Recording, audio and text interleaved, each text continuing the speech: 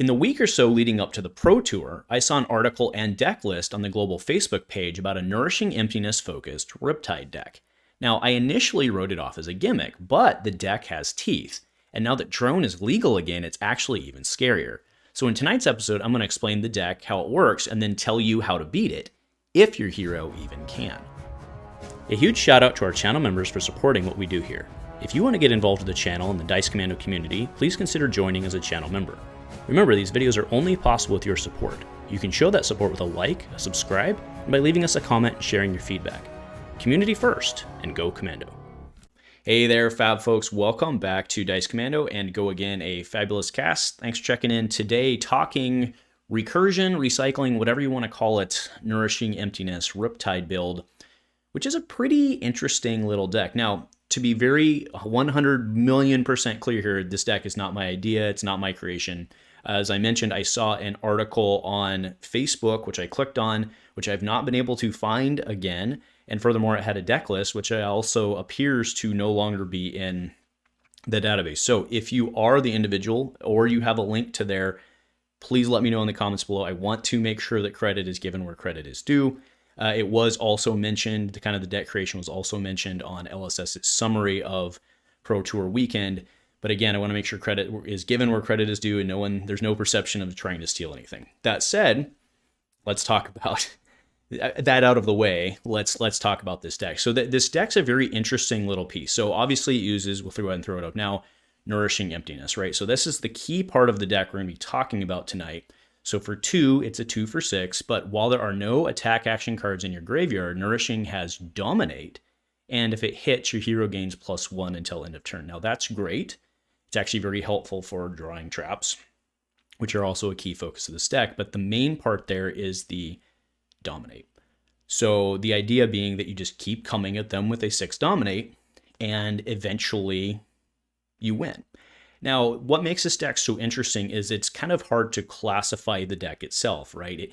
In a way, it plays like a fatigue deck, kind of, right? In its own little way, because you're defending, trying to do, a thing and punch through. So it's kind of a fatigue deck, but you're really kind of doing like a combo. It's not really a combo either because you're not really comboing anything. You're just doing the thing. So it's a gimmick deck, and that doesn't mean it's bad. That doesn't mean it's bad because this deck can absolutely do things. All right, so now let's go ahead and put in context why I think it's even scarier now with Drone of Brutality with a caveat.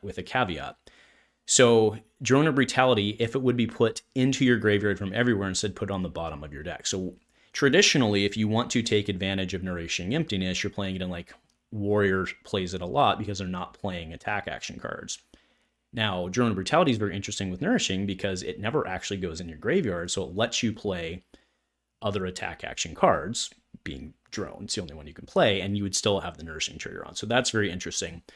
That said, there is one small part of this. The deck at large runs Mask of Malicious Manifestation, say that 19 times fast, which lets you essentially go tutor, for lack of a better term, to find your Nourishing Emptiness, right? Again, if it's the only one in there, you pay 1, put a card from your hand or arsenal on the bottom of your deck, go find Nourishing, now you have it, and then what you do after that, after you play it, well, how I play it, well, or I get it out there, play it one time, well, you have your recyclers, and you have a fair number of recyclers. We have Memorial Ground, which allows you to put it on top of your deck.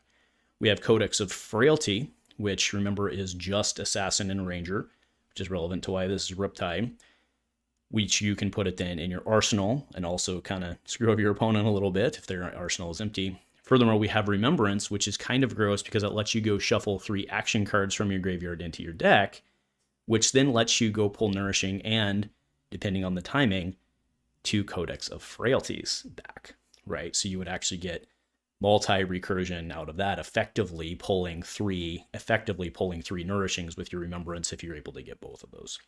So that's the idea, is you just keep coming and keep coming and keep coming, and then you may ask, well, why Riptide? Why is this specific to Riptide? Anybody can do this, any ranger could do the recursion with this, but the idea there are the traps, because if you go through and you do, the rough math on the number of recursions he has, and assuming that every time you throw Nourishing, they're blocking 3 plus, let's say, 20 health, plus, a couple armor, you start to run into, even with all of your recursion, you hit this point where, it's kind of mathematically hard to get them to where they need to be. And that, again, is where Riptide comes in with his trap pings. So specifically, with the 3 OG traps, Tripwire, Pitfall, and Rock Slide, remember, as long as these are in your arsenal and you play them, they trigger, right? So these are a guaranteed 1 ping for each one of these you play. So you have effectively 6 guaranteed damage, possibly more with Pitfall coming from Riptide, right? So that kind of helps you carry over the edge, plus any other pings that you may get along the way with the traps.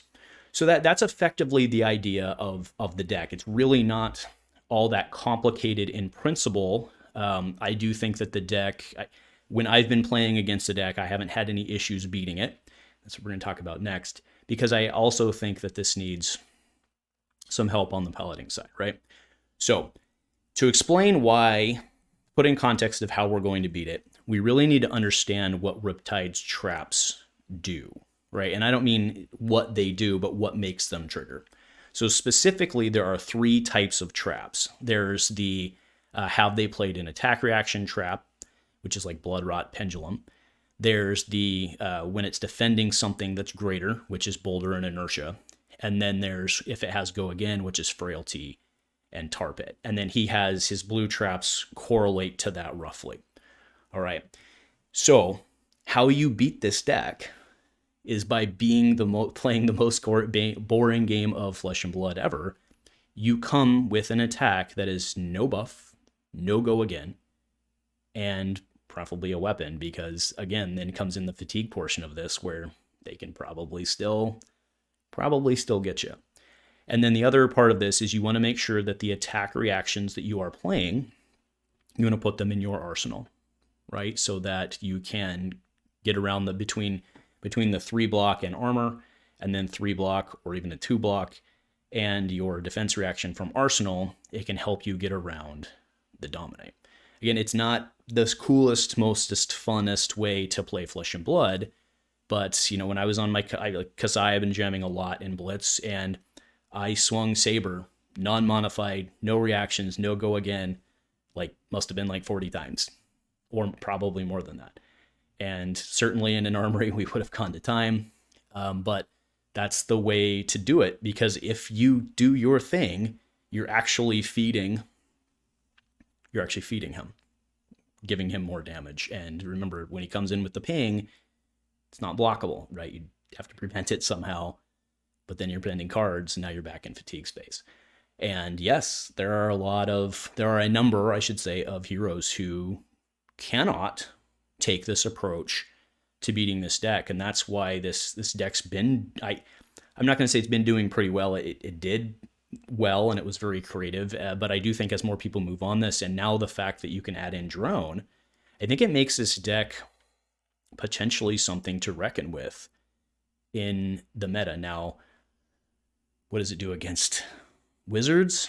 Well, they have less health, but they're probably not triggering your traps, and you've got a whole deck full of red traps that you don't ideally want. This deck's not playing a ton of blues. It's going to play the Buzzsaw. It's going to play his 3 arcs, and then it'll play his arc of 3 blues.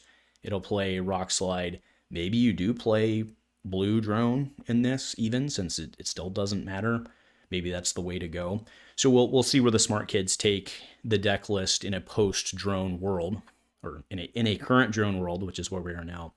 But the fact that those drones the fact that you can play other attack action options and not trigger or not turn off nourishing is really, really potentially cool, or scary, however way you want to look at it with this deck. The one exception being that it makes the mask not effective, but then you could just run a different mask, and I don't know that you're super sad about that. It might make you get off to a little slower start, but it's something. So anyway, folks, that's really it for today. I think the deck's pretty, again, when I say it's a gimmicky deck, I don't mean that it's not good. It's just I don't really know what else to classify it as, and it's pretty creative. So props to whomever came up with this. Maybe many people came up with it at the same time. Either way, really creative, but you're going to see this deck, so it's best to know what it does so that you can know how to beat it, or not, I guess, depending on which side of the table you're sitting on. So anyway, that'll do it for me today, folks. Thanks for tuning in, and go Commando.